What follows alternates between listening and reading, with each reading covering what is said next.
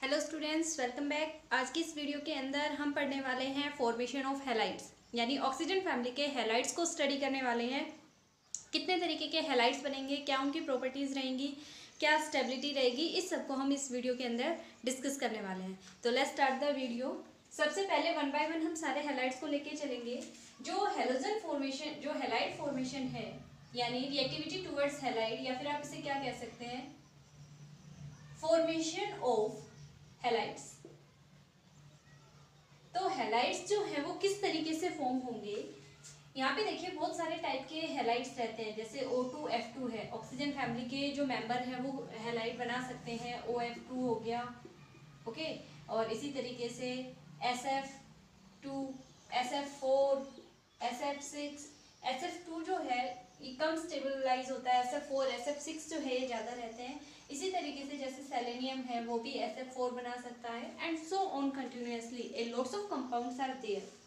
ठीक है, oxygen, sulphur, selenium, tellurium, polonium, सारे के सारे जो हैं वो हैलोजन के साथ रिएक्ट करके क्या करते हैं, ए नंबर ऑफ कंपाउंड्स जो है वो बनाते हैं, हैलाइड फॉर्म करते हैं। यहाँ पे देखिए फ्लोरीन सबसे ज्यादा रिएक्टिव रहेगा, क्लोरीन, देन ब्रोमीन, और सबसे कम किसके कंपाउंड पाए जाते हैं, आयोडीन के पाए जाते हैं। अगर फ्लोरीन फैमिली को हम लेके चले, हैलोजन फैमिली को हम देखें तो फ्लोरीन जो है इसके कंपाउंड सबसे ज्यादा मिलते हैं, उससे कम क्लोरीन के, उससे कम ब्रोमीन, एंड देन सबसे कम किसके मिलेंगे, आयोडीन के मिलेंगे। ऐसा यहाँ पर देखिए सबसे पहले हम लेके चलते हैं हेक्साफ्लोराइड, हेक्सा हैलाइड ले लेते हैं।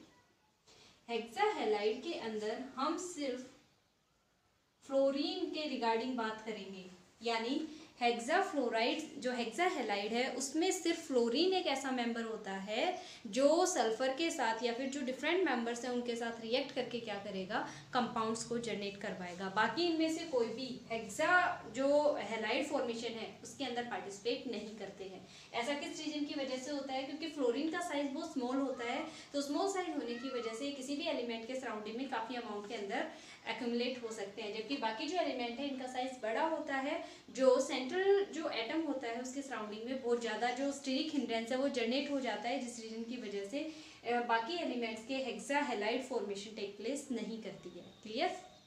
तो यहाँ पे देखिए जो SF6 है ये फॉर्म होता है, SF6 फॉर्म कर दिया, ऑक्सीजन तो बना नहीं सकता। OF6 आपको कभी नहीं मिलेगा कि हम ये सोचे OF6 बना दें, नहीं, इस टाइप का कंपाउंड कभी जनरेट नहीं होगा क्योंकि ऑक्सीजन का साइज बहुत छोटा रहता है। सल्फर का साइज बड़ा है, वैकेंट डी ऑर्बिटल प्रेजेंट रहता है। जब भी ये हैलाइड फॉर्मेशन टेक प्लेस करेंगे तो +1 से लेके +6 तक जो है ये हैलाइड फॉर्मेशन करवा सकते हैं, +6 ऑक्सीडेशन स्टेट तक। जो सेंट्रल एटम होता है, सेंट्रल एटम कौन सा होता है, जो सिंगल टाइम यूज किया जाता है, जैसे यहाँ पे सल्फर यूज किया जा रहा है और वो किससे सराउंडेड है, फ्लोरीन से सराउंडेड है। इसके अंदर भी जो SF6 है ये सबसे ज्यादा स्टेबल रहेगा, इसके बाद SeF6 और इसके बाद PeF6। ओके, सबसे ज्यादा जो स्टेबिलिटी है वो किसकी रहती है, SF6 की रहती है, फिर SeF6 की रहती है, फिर TeF6 की रहती है। ऑक्सीजन जो है अभी मैंने बता दिया, OF6 जो होता है वो तो बनेगा ही नहीं यहाँ पर। तो देखिए जो SF6 होता है ये केमिकली इनर्ट होता है और स्टेबल होता है, बहुत ही ज़्यादा स्टेबल और केमिकली इनर्ट होता है। ऐसा किस रीजन की वजह से होता है, जो सल्फर होता है वो 6 फ्लोरीन से सराउंडेड रहता है। आप ये कह सकते हैं यहाँ पर कि ये केमिकली इनर्ट है, यानी बहुत ज़्यादा स्टेबलाइज है। दूसरे थर्मोडाइनमिकली भी क्या रहता है, स्टेबल रहता है। ठीक है, जो मोस्ट फेवरेबल थर्मोडाइनमिक रिएक्शन होती है, थर्मल रिएक्शन होती है, जिसमें एडिशन ऑफ वाटर करवाया जाता है। क्या करवाया जाता है, एडिशन ऑफ वाटर करवाया जाता है। उस रिएक्शन को भी ये परफॉर्म नहीं करके दिखाता इतना, जबकि ये रिएक्शन तो बहुत ज़्यादा फेवरेबल होती है, वो रिएक्शन भी SF6 जो है अपने साथ परफॉर्म नहीं होने देता। तो आप समझ सकते हैं कि इसकी स्टेबिलिटी कितनी ज़्यादा है। ऐसा होता है किस रीजन की वजह से, लेट अस कंसीडर ये सल्फर है यहाँ पर, इसे 6 फ्लोरीन जो है वो आके सराउंड करेंगे, 1 2 3 4 5 और ये 6। ठीक है, तो इस तरीके से 6 जो फ्लोरीन है वो आके सेंट्रल सल्फर को सराउंड कर लेंगे। तो जब ये इसे सराउंड कर लेंगे 6 सल्फर आके, तो इसकी जो ज्योमेट्री होती है वो ऑक्टाहेड्रल रहेगी, ऑक्टाहेड्रल टाइप। कैसी रहेगी, ऑक्टाहेड्रल रहेगी। अब देखिए इस सल्फर के सराउंडिंग में जो फ्लोरीन एटम है वो इस तरीके से प्रेजेंट है यहाँ पे, ठीक है।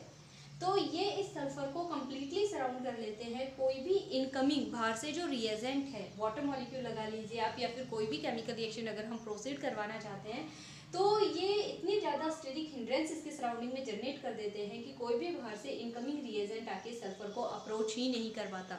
और अगर सेंट्रल सल्फर को अप्रोच नहीं करेगा तो केमिकल रिएक्शन टेक प्लेस कैसे करेगी? तो क्या होता है, जो फ्लोरीन है इसे कंप्लीटली सराउंड कर लेते हैं और सेंट्रल सल्फर तक किसी भी रिएजेंट को जाने ही नहीं देते, जिस रीजन की वजह से क्या होता है, ये हाईली स्टेबलाइज होता है और किसी भी चीज़ के साथ रिएक्ट नहीं करता है। इसीलिए हम कहते हैं कि केमिकली इनर्ट होता है, थर्मोडाइनमिकली भी हाईली स्टेबल कंपाउंड फॉर्म करता है। जबकि जो SeF6 है ये वाटर के साथ रिएक्ट कर जाता है और TeF6 तो बहुत ही इजीली वाटर के साथ रिएक्ट करके कॉरस्पॉन्डिंग एसिड जनरेट करवा देता है, ठीक है। तो हेक्साहेलाइड के अंदर जो SF6 है ये क्या करता है, बहुत ही ज़्यादा स्टेबल रहता है, थर्मोडाइनमिकली इनर्ट है, स्टेबल है, केमिकली भी इनर्ट है, यानी इसकी स्टेबिलिटी बहुत ज़्यादा हाई है। इतना ज़्यादा स्टेबल है कि मोस्ट फेवरेबल जो केमिकल रिएक्शन होती है, थर्मोडाइनमिकल रिएक्शन होती है कि वाटर के साथ कोई भी कंपाउंड जो है रिएक्ट करके कुछ ना कुछ कॉरस्पॉन्डिंग कंपाउंड जनरेट करता है, वो रिएक्शन भी ये परफॉर्म नहीं कर पाता। रीज़न क्या है, इसके सराउंडिंग के अंदर 6 फ्लोरीन प्रेजेंट रहते हैं जो इसे केमिकली इनर्ट कर देते हैं, इसे कंप्लीटली सराउंड कर देते हैं। इतनी ज़्यादा स्टेरिक हिंड्रेंस इसके सराउंडिंग के अंदर जनरेट कर देते हैं कि कोई भी इनकमिंग ग्रुप आके इस तक पहुंच ही नहीं पाता, सेंट्रल सल्फर तक, जिस वजह से कोई भी केमिकल रिएक्शन टेक प्लेस नहीं कर पाती है। ओके, तो ये तो था हमारा हेक्साहेलाइड। इसके बाद हम बात करेंगे यहाँ पर टेट्राहेलाइड के बारे में।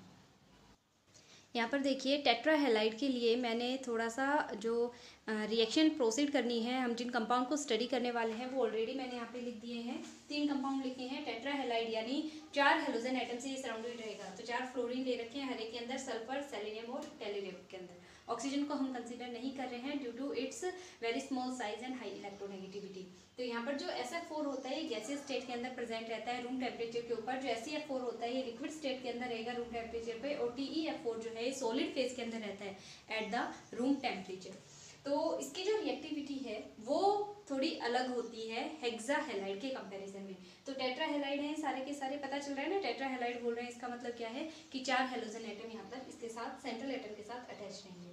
ये जो है इसकी एक खासियत रहती है, जब आप इसकी स्ट्रक्चर बनाएंगे तो किस तरीके से बनेगी, एक लोन पेयर प्रेजेंट रहेगा क्योंकि सल्फर टोटल 6 बॉन्ड बनाता है, और इस तरीके से इसके अंदर 4 जो है फ्लोरीन वो प्रेजेंट रहेंगे। इसका जो बॉन्ड एंगल होता है वो ऑलमोस्ट अबाउट 103 डिग्री का रहता है, और ये जो ज्योमेट्री टाइप होती है सीसा ज्योमेट्री। कौन सी रहेगी, सीसा ज्योमेट्री। ये बहुत ही यूनिक से एग्जांपल है, आप इसे ध्यान में रखें। वैसे आपने 11th के अंदर ये पढ़ा होगा, यहाँ पे दोबारा से रिपीट हो रहा है। तो ये सीसा ज्योमेट्री है जो कि SF4 के अंदर देखने को मिलती है। अब देखिए 6 बॉन्ड होने थे इसके, 6 इलेक्ट्रॉन होते हैं, तो 4 इलेक्ट्रॉन तो इसने बॉन्ड के अंदर यूज कर लिए और 2 बचे वो लोन पेयर की फॉर्म में प्रेजेंट है। तो total number of lone pair कितना है इस केस के अंदर, 1, और total number of bond pair कितने हैं, 4 बॉन्ड पेयर है और 1 लोन पेयर है। क्लियर, सीसा ज्योमेट्री है इसकी। ये जो कंपाउंड होता है SF4 ये एक्ट करता है as an Lewis acid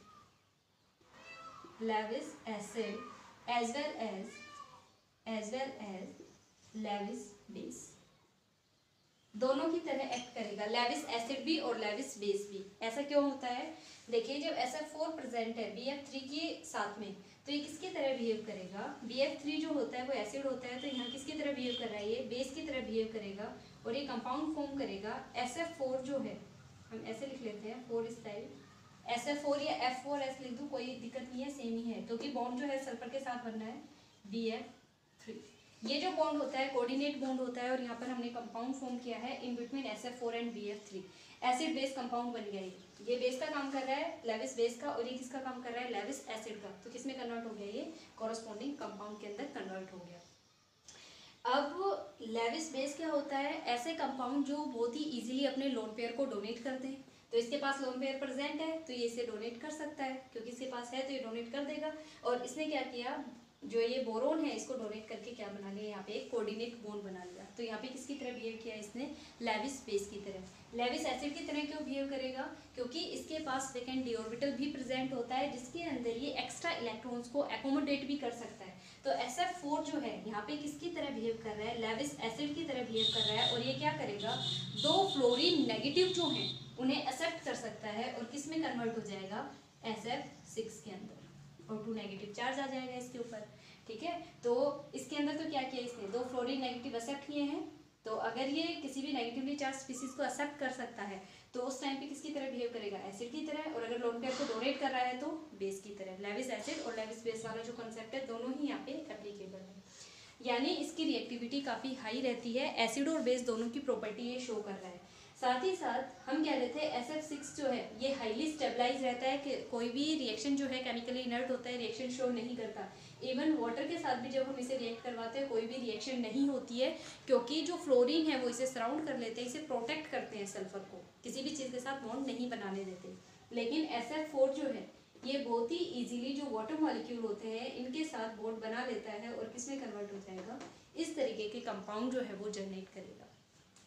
reaction आप खुद से बैलेंस करें तो ये जो है केमिकली इनर्ट नहीं होता है, थर्मोडायनेमिकली स्टेबल रहता है, लेकिन SF6 के कंपैरिजन में कम रहता है। क्यों, क्योंकि इसके पास काफ़ी सारा स्पेस प्रेजेंट रहता है जहाँ से कोई भी इनकमिंग स्पीसीज आके इस पर अटैक कर सकती है और कॉरस्पॉन्डिंग कंपाउंड्स के अंदर कन्वर्ट हो सकती है, जबकि SF6 के अंदर ऐसा पॉसिबल नहीं था। ओके, तो ये कंप्लीट आपका टेट्रा हैलाइड था जो आपने पढ़ लिया है। इसके अलावा डाई हैलाइड और प्रेजेंट है इसमें, वो और देखिए, इसमें लास्ट डाई हैलाइड और मोनोहैलाइड बचे हुए हैं। डाई हैलाइड के अंदर देखिए एक्सेप्ट सेलेनियम, सेलेनियम को छोड़ के बाकी जितने भी कंपाउंड हैं वो सारे के सारे इसके अंदर जितने भी एलिमेंट हैं सारे डाई हैलाइड बना सकते हैं। इनकी जो हाइब्रिडाइजेशन है वो sp3 हाइब्रिडाइज रहेंगे। जिस तरीके से हम वाटर मॉलिक्यूल बनाते हैं सेम उसी तरीके से जो सल्फर डाई हैलाइड होता है या इस फैमिली के जितने भी डाई हैलाइड होंगे उनकी स्ट्रक्चर रहेगी, और कैसी रहती है इसकी ज्योमेट्री, बेंट स्ट्रक्चर रहेगी। जो बॉन्ड एंगल है वो 103 डिग्री का रहेगा, दो बॉन्ड पेयर रहेंगे और दो ही लोन पेयर इसके अंदर प्रेजेंट रहेंगे, दो बॉन्ड पेयर और दो लोन पेयर।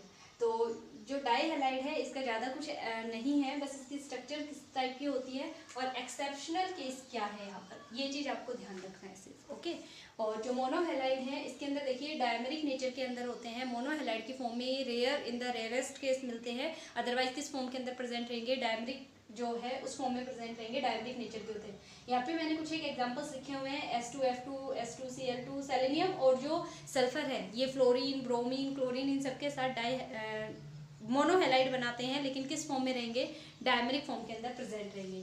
जब भी आप इनकी रिएक्शन लिख के देखेंगे तो ये डिसप्रपोर्शनेशन रिएक्शन जो होती हैं उनके गुड एग्जांपल्स होते हैं। Fe2Cl2 जो है ये कन्वर्ट होगा SeCl4 के अंदर और साथ में सेलेनियम मिलेगा। रिएक्शन मैंने बैलेंस करके नहीं लिखी है, वो आप खुद से बैलेंस करेंगे जब नोट्स बनाएंगे। तो यहाँ पर जो सेलेनियम है ये +1 ऑक्सीडेशन स्टेट के अंदर है, लेकिन जैसे ही प्रोडक्ट के अंदर जाता है यहाँ से +1 से किस में कन्वर्ट हो गया, +4 के अंदर, यानी इसके अंदर तो क्या हो रहा है, ऑक्सीडेशन हुआ। ठीक है, और ये +1 से यहाँ पे 0 के अंदर चला गया, इसका मतलब क्या हो रहा है, यहाँ रिडक्शन हो रहा है। तो डिसप्रपोर्शनेशन रिएक्शन वही होती है जिनके अंदर साइमल्टेनियसली जो ऑक्सीडेशन और रिडक्शन दोनों कोएग्जिस्ट कर जाते हैं, उसे हम क्या कहते हैं, डिसप्रपोर्शनेशन रिएक्शन। तो वही चीज़ ये यहाँ पे शो कर रहा है। तो इसका मतलब क्या है, ये डिसप्रपोर्शनेशन रिएक्शन का एक गुड एग्जाम्पल है। जो स्ट्रक्चर है इसकी वो कुछ इस तरीके की रहेगी, जो सल्फर है दोनों ही एक साथ प्रेजेंट रहेंगे और यहाँ पर क्लोरीन और यहाँ पर भी chlorine. Open book like structure जो होती है उसकी तरह रहेगी। आपने H2O2 जो हाइड्रोजन पेरोक्साइड होता है उसकी स्ट्रक्चर देखी होगी, सेम उसी के साथ मैच करती है। H2O2 की स्ट्रक्चर जब हम बनाते हैं तो वो भी किस तरीके की होती है, ऐसे ही बनाते हैं। ऑक्सीजन जो है वो दोनों बीच के अंदर प्रेजेंट रहते हैं और इनके साथ हाइड्रोजन अटैच रहेंगे टर्मिनल पोजीशन के ऊपर। सेम कंडीशन इसकी रहती है, टर्मिनल पोजीशन के ऊपर क्लोरीन प्रेजेंट है और ऑक्सीजन फैमिली का ही मेंबर है सल्फर, तो वो बीच के अंदर प्रेजेंट रहेगा। जो बॉन्ड एंगल है वो 104 डिग्री का रहता है। तो ये कंप्लीट मोनोहैलाइड है। तो सबसे ज़्यादा इंपॉर्टेंट जो है इसके अंदर वो तो टेट्राहैलाइड और जो हेक्साहैलाइड्स हैं वो उन पे ज़्यादा फोकस रखें, वो ज़्यादा इंपॉर्टेंट है। इनके बारे में बहुत ही रेयर क्वेश्चंस आते हैं। दूसरी चीज़, इनकी एप्लीकेशंस क्या क्या है, यूज़ कहाँ कहाँ पे आते हैं। तो जो SF6 है वो बहुत ही ज़्यादा इनर्ट होने की वजह से, केमिकली अनरिएक्टिव होने की वजह से उसका जो यूज़ है स्विच गियर्स के अंदर और एज एन इंसुलेटर यूज़ किया जाता है। और दूसरा जो ये कंपाउंड है इनका यूज़ वाइडली किस में किया जाता है, फ्लोरिनेटेड ऑर्गेनिक कंपाउंड्स बनाने के लिए भी इनका यूज़ किया जाता है। जैसे COOH ग्रुप है तो उसे अगर कन्वर्ट करना है हमें CF3 के अंदर तो हम SF4 जो है इसका यूज़ कर सकते हैं। किसी भी जो हैलाइड है, सल्फर के जो हैलाइड हैं इनका यूज़ करके हम उसे CF3 के अंदर कन्वर्ट कर सकते हैं। ठीक है, तो ये इसके यूजेस थे। जो आपका हैलाइड का पोर्शन था वो सिर्फ इतना ही था, जो कि कंप्लीट हो चुका है।